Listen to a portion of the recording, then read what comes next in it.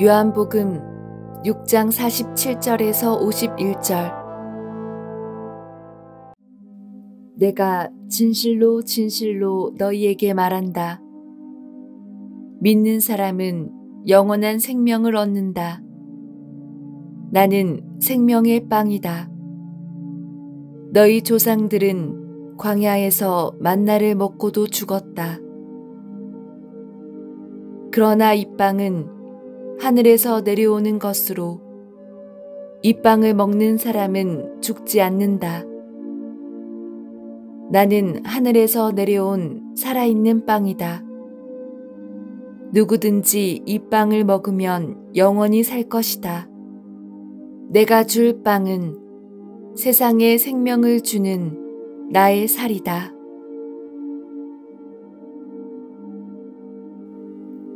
신문기사에 나오는 범죄 행각을 저지르는 사람들을 보면서 저런 것들은 다 사형시켜야 해 하는 분들이 많습니다. 그들이 저지른 범행을 보면 그런 말을 할 만도 합니다.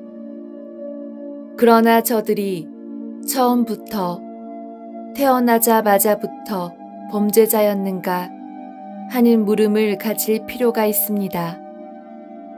단죄하기 앞서서 그들이 왜 그런 삶을 살아야 했는가를 이해해야 범죄를 예방할 수 있기 때문입니다. 이에 대하여 심리학자인 아브라함 마슬로우는 욕구 충족이 안 된 사람들이 범죄를 저지르는 것이지 천성이 악한 사람은 없다고 하였습니다.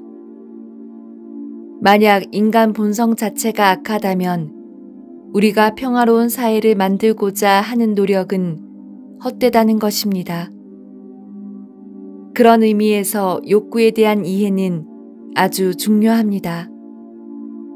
마슬로우는 사람은 의식주 등 생존을 위한 생리적 욕구를 비롯한 여러 가지 욕구들을 가지고 산다고 하면서 이 욕구들은 죄스러운 것들이 아니라 사람으로서 살아가기 위해서 주어진 당연한 것들이며 이것들이 충족되지 못하였을 때 이에 대한 반응으로 파괴성, 폭력성과 같은 악한 행동이 나온다고 말했습니다.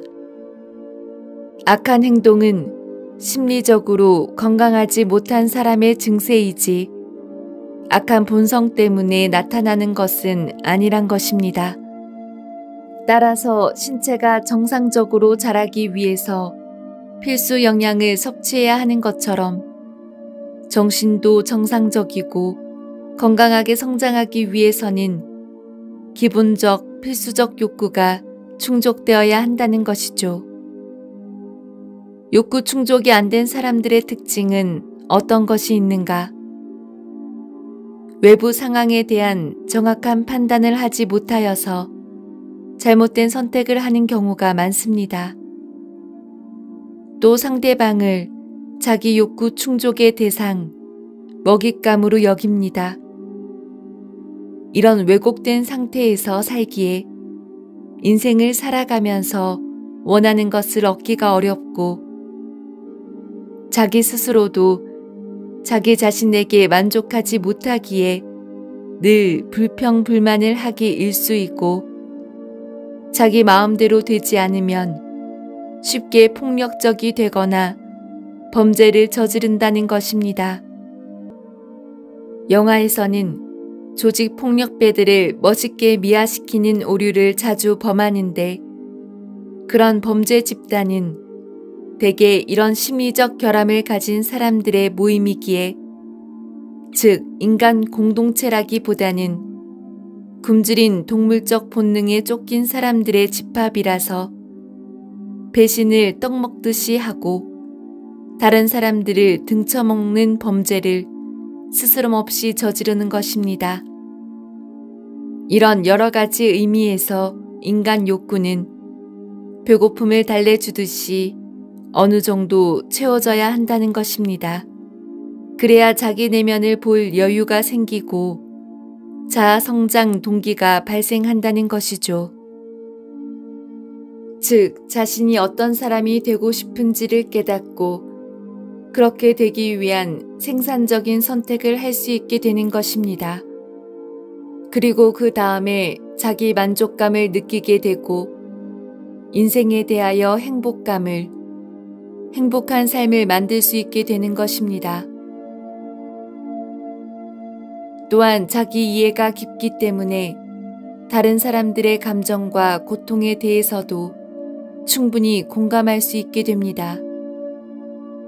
마음이 여유롭고 넉넉한 사람이 된다는 것이죠. 이런 이유로 해서 어린아이들은 절대로 심리적, 육체적 배고픔을 겪게 해서는 안 된다고 강조하는 것입니다. 우리 사회에서 벌어지는 10대 아이들의 범죄 행각을 보면서 많은 어른들이 경악을 금치 못합니다. 심지어 그 아이들을 악마라고 부르는 사람들조차 있습니다. 그런데 한번 생각해 보시기 바랍니다. 과연 그 아이들이 태생 악인이었을까요? 그렇지 않습니다. 문제 아이들은 거의 대부분 문제 부모들 때문에 생기는데 문제 부모들이라고 해서 처음부터 그렇게 되려는 사람은 한 사람도 없습니다. 문제 부모들은 문제가 많은 사회가 만들어내는 것입니다. 따라서 사회적 범죄가 발생했을 때 마치 나와는 아무 관련이 없는 듯이 대응할 것이 아니라 우리 사회가 가진 문제가 무엇인지, 사회적 범죄를 유발케 하는 구조적 문제가 무엇인지 함께 생각하고 함께 고민해 봐야 할 것입니다.